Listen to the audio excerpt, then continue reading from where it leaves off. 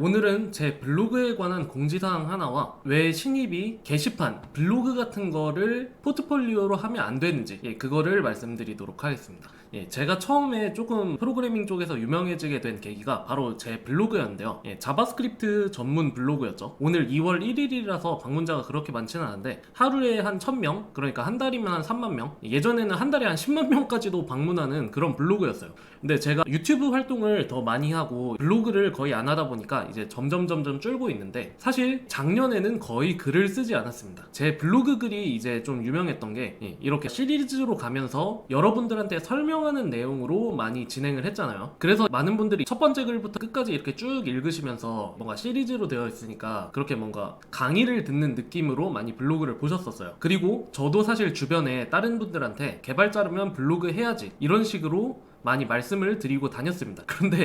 그런데 오늘 제가 할 말은 이제 제 블로그를 이제 폐기라고 하면 완전히 없애버리는 거예요. 저는 이제 제 블로그를 거의 유기할 겁니다. 그러니까 블로그 자체는 호스팅을 계속 하지만 블로그를 적극적으로 하거나 글을 막 쓰지는 않을 거예요. 이 이유는 프로그래밍 정보를 다루는 저의 태도와 블로그를 작성하는 방향성, 요런 게 이제 좀 달라져서 그런 건데요. 일단 저는 이제 제가 관심 있는 분야만 이렇게 정리하기로 했어요. 예를 들어 저는 여기 ES2024의 변화, 요거 이제 올해 뭐가 추가되었나 관심이 있어서 이렇게 정리를 잠깐 했고, 그 다음에 코딩을 하다가 에러 났을 때, 그런데 에러 났는데 인터넷에 쳤을 때 검색이 잘 안 되는 경우, 그런 때 이렇게 정리하는, 그러니까 에러 해결법을 정리하는 식으로, 그런 식으로 블로그를 바꿨습니다. 그래서 제가 프로그래밍 하다가 에러가 발생을 안 하고, 에러가 발생하더라도 인터넷에 쳐서 쉽게 해결할 수 있는 거, 그런 게 있다고 하면 저는 블로그 글을 작성하지는 않을 거예요. 그리고 사실 한 가지 더 있는 게, 제 블로그가 원래 이미지 호스팅을 공짜 서버에서 하고 있었는데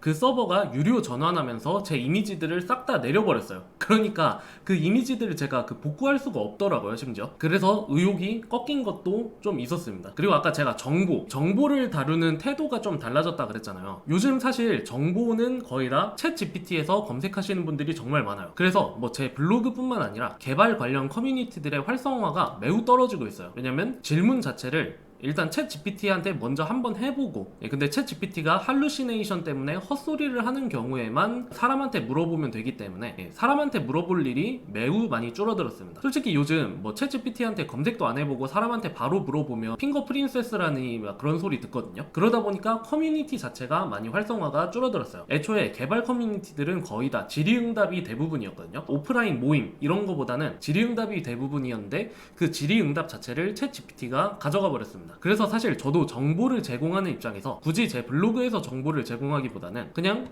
사람들이 챗 GPT나 검색했을 때, 또 요즘 공식 문서도 자기 라이브러리나 프레임워크를 홍보하기 위해서 점점 더 자세하게 공식 문서를 제공하는 경우가 많거든요. 리액트나 이런 거 새로운 거에 대한 정보를 올리려고 하는데 공식 문서가 더 잘 돼 있어요. 그러면 공식 문서 링크만 제공해주면 되지 제가 쓸 필요가 없더라고요. 그 다음에 요즘 뭐 어차피 번역이나 이런 거는 딥L이나 뭐 아니면 뭐 크롬 번역기나 번역기도 잘 돼 있잖아요. 언어의 장벽도 사라져버렸습니다. 그래서 제가 굳이 정보를 제공을 해야 될 이유를 잘 못 찾겠더라고요. 그리고 저처럼 이제 블로그가 조금 유명해진 경우에는 살짝 공신력, 저는 이런 게 없었으면 좋겠는데 공신력이 생겨버리거든요. 그러면 정보 정확성을 보장을 어느 정도 해야 돼요. 안 그러면 정말 욕먹습니다. 사실 남의 블로그를 보고 참고하면 그 책임은 자기가 져야 되거든요. 근데 비난이 저한테 돌아오더라고요. 물론 뭐 지금까지는 그냥 비난을 받으면서 그렇게 했지만 이제 너무 피곤합니다. 어차피 저는 강의도 있고 막 책도 있고 해서 거기서 이제 정보 정확성을 보장하는 것도 좀 피곤한데 블로그까지 정보 정확성을 보장하려니까 글 쓰는 게 너무 손이 안 나가더라고요. 그래서 이제 여기까지가 제가 이제 제 블로그를 더 이상 적극적으로 관리하지 않게 된 그 이유라고 보시면 돼요. 그래도 저는 여전히 블로그를 쓰긴 쓸 거예요. 그리고 신입 취준생 뭐 주니어 분들이 블로그 쓰는 거는 추천합니다. 근데 방법을 저처럼 조금 바꾸시면 좋을 것 같아요. 애초에 인터넷에 떠도는 정보를 그대로 가져오는 거는 그냥 차라리 링크를 가져오지 굳이 그거를 쓸 필요가 없습니다. 그럼 어떤 식으로 써야 되냐? 인터넷에 있는 정보를 그대로 가져오는 게 아니라 어떤 강의든 정보든 그거를 자신만의 것으로 만들어야 된다 말을 하잖아요. 자신만의 것으로 만들다 보면 설명도 자기가 이해하기 쉬운 설명을 따로 정리하게 되고, 그런 식으로 뭔가 자기만의 고유한 그게 생겨요. 그런 것들을 정리하는 게 좋다고 생각을 합니다. 그래서 저도 이제 블로그에 인터넷에 있는 정보 올리는 게 아니라 제가 그냥 해결하기 어려웠던 거, 그런 것들을 올린다고 그렇게 방향성을 바꿨잖아요. 예를 들어 뭐 리액트가 돌아가는 원리, 이런 거는 리액트 공식 문서에 잘 안 나와 있어요. 뭐 이벤트 루프가 돌아가는 원리, 이것도 노드 공식 문서에 잘 안 나와 있습니다. 이런 것들, 이런 거를 자기만의 도식화를 해서 자기가 이해한 자기만의 방식을 블로그에 정리하면 진짜 좋은 것 같아요. 그렇게 보면 이제 면접관 입장에서도 뭔가 블로그 링크를 받았다, 들어가 봤는데 이거는 진짜 자기만의 이해하기 위한 뭐 그런 도식화나 정리가 체계적으로 잘 되어 있구나,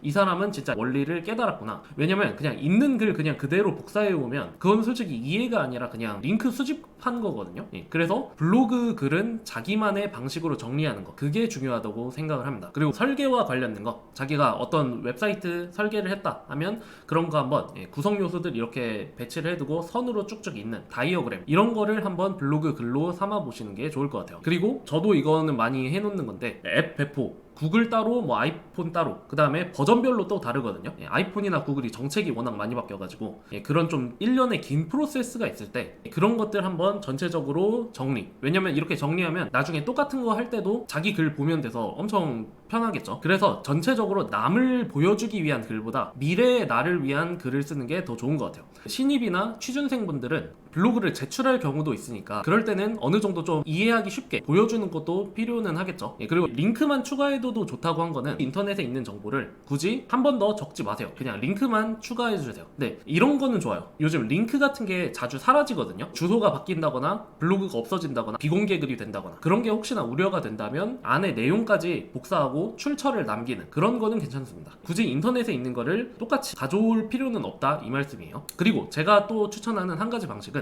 어떤 문제에 대한 자기만의 해결책 기록하기.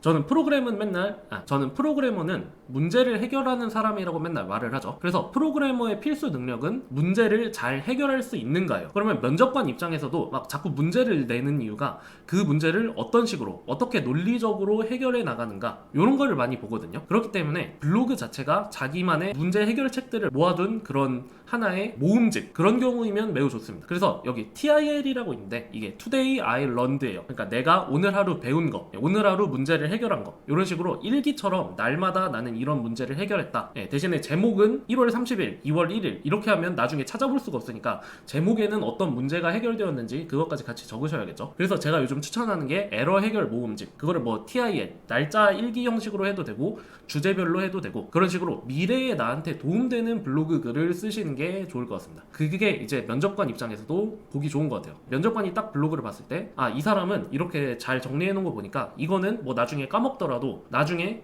자기 블로그 글 보면 되겠구나, 이런 식으로. 많은 분들이 면접할 때 서류에서 블로그 글을 제출을 하시거든요. 근데 블로그 글에 단순한 정보 모음이 아니라 자기가 고민했던 거, 삽질했던 거, 이런 게 들어있으면 조금 더 가산점을 줍니다. 그리고 거기에 이제 자세하게 좀 설명해뒀다, 이런 거는 굳이 안 물어봐요. 어차피 자기 블로그 보면서 할 수 있게. 저는 그래서 면접 같은 거 볼 때 오픈북으로 하는 걸 매우 좋아하거든요. 시간이 있다면 웬만하면 핸드폰 검색도 할 수 있게 하고 그런 식으로 해줍니다. 왜냐면 솔직히 프로그래밍 할 때 인터넷 안 쓰고 하진 않잖아요. 그렇기 때문에 면접 볼 때도 저는 뭐 인터넷에서 찾을 수 있는 거는 그 사람의 지식이라고 생각하는데, 그렇게 인터넷에 찾는 거는 좀 시간이 걸리니까 뭔가 블로그에 자기만의 해결책 이런 게 정리되어 있거나 링크가 모아져 있거나 이러면 훨씬 좋겠죠. 그리고 마지막으로 제가 오늘 썸네일에도 적어놨는데, 블로그나 게시판 같은 형식을 더 이상 포트폴리오로 내지 마세요. 왜냐면 예전에는 제가 블로그 직접 만들어서 한번 포트폴리오로 삼아봐라 이런 것도 했었는데, 그때도 사실 블로그는 만들었는데 안에 컨텐츠를 못 채워가지고